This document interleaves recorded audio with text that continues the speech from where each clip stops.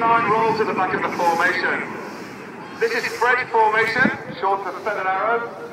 And all formation changes are led by Red 1, the aircraft at the front.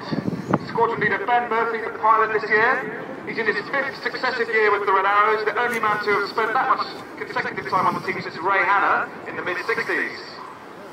Now Baz, as we call him on the team, did 3 years as a team pilot and then went on to be the team leader in his 2nd year as leader this year. The former Harrier GR7 pilot, having served with 1, 4 and 20 squadrons. And like all of the Royal Air Force and Royal Navy Harrier pilots, he's seen operational service in Afghanistan, providing close air support, once again, to the young men and women of the British Armed Forces, but also those of our coalition allies. So the classes for the first time in Diamond 9.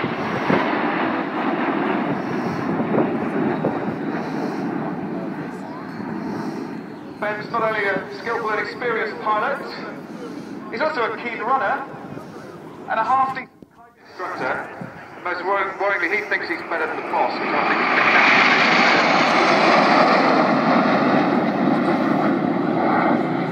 so at about a 3.5 G-bend, that completes Typhoon. Now, traditionally in close formation and roll, he emphasises the word roll, and all the pilots are able to anticipate their control inputs to manoeuvre at exactly the same time as Red 1, and that's how we maintain a rigid Apollo formation.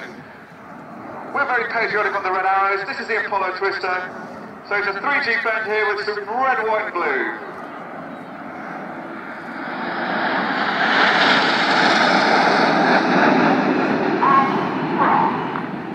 So Ben starts the 2nd half of the manoeuvre.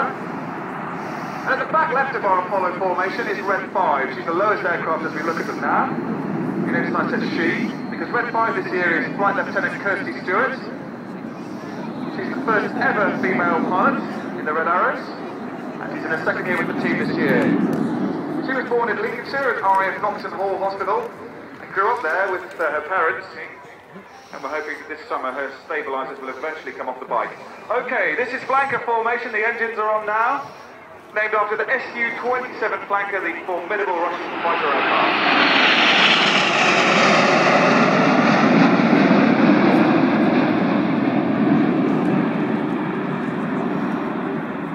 Now with the cloud base as it is today, Red 1 is flying the rolling display. That's our middle display, if you like. We have a high show for a nice high cloud base with all of our looping manoeuvres. The rolling show includes the rolling manoeuvres. You saw the big mix and roll at the beginning and then the Apollo Twister.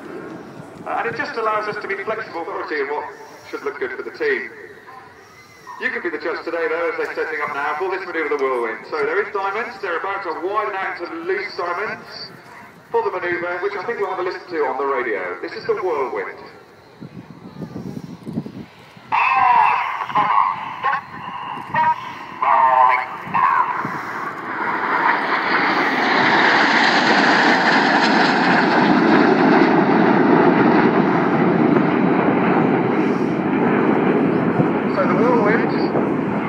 Simultaneous 9-ship spot roll, and by learning this a little bit of a geek, he's a degree in electronics and electrical engineering from the University of Nottingham Trent. So at the moment though, making a nice job of this diamond chicane.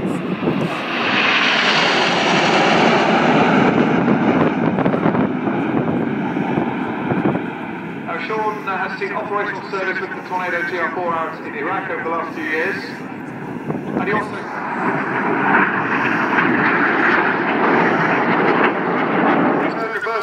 as he is flanking by the Cyclone. That's the call across right in front of us.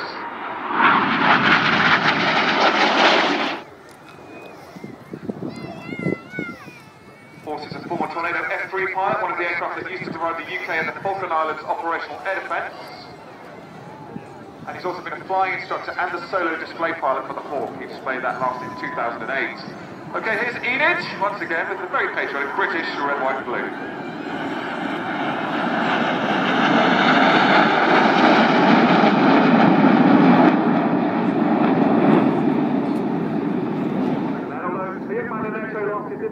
As they push over the top there, it looks rather like a Cobra's name. So let's call it the Cobra today. Okay, Enid go, here comes the synchro pair. Red 6 is on the right, Red 7 is on the left. This is called the carousel, the first of 3 opposition passes. So 100 feet vertically, 100 feet from each other. Here we go. closure.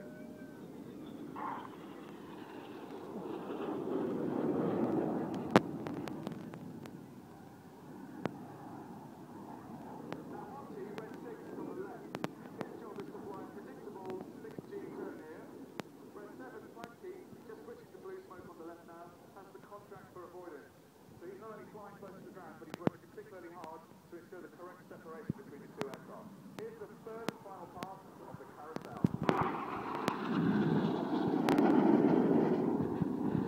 The wings of the formation. His red smoke, when you look at it head on, makes the mathematical symbol for infinity. So we call this the infinity break.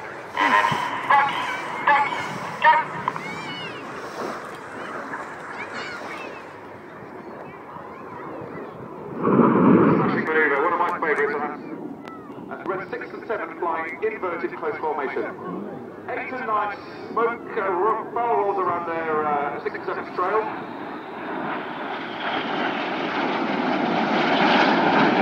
Well, they completely blocked the lines there in that part of the commentary.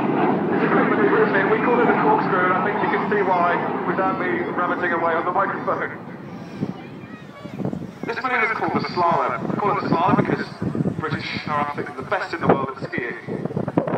They're stacked down from top to bottom red 1, 2, 3, 4 and 5, so Kirsty at the bottom is looking through 3 aircraft to try and see red 1.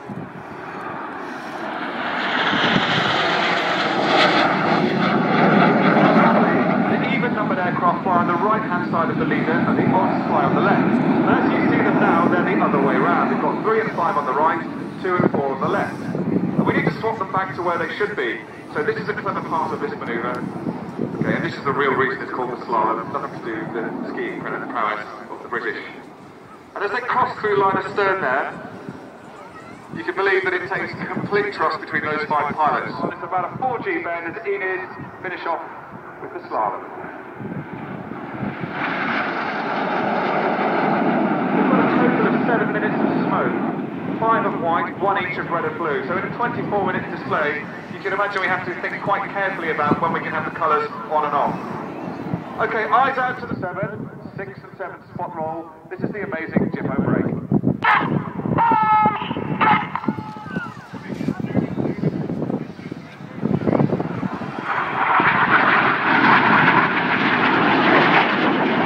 Team H31, strangely one of the baldest though.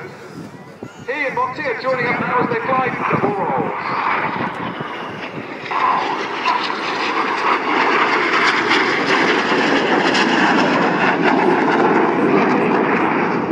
Up and around 4 and 5 who shuffle up to fill the gap.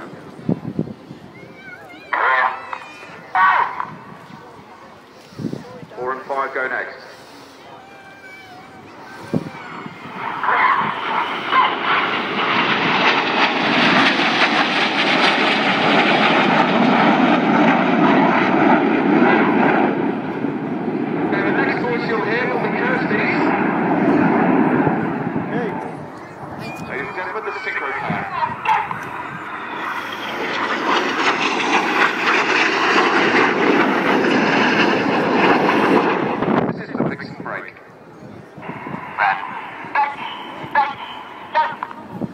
Ladies and gentlemen, the very patriotic, the very British Red Arrows.